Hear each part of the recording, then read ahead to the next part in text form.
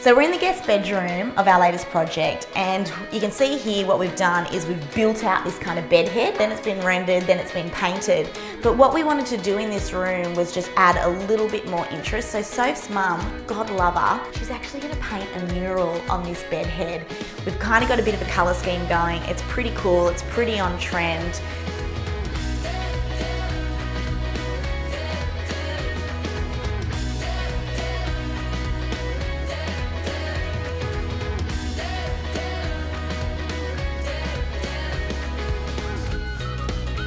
So we're in the finished guest room. It looks friggin' gorgeous. The detailing, these tiny little crosses add such character to the room, and that was the point of this.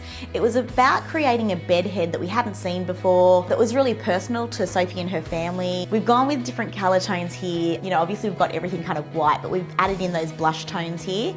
So we've got kind of the lighter, more neutral blush here, that little bit pinker, kind of really organic shapes through the headboard. The beauty about paint is if you get sick of this in 6 months' time, paint over it. It's fine, it doesn't matter.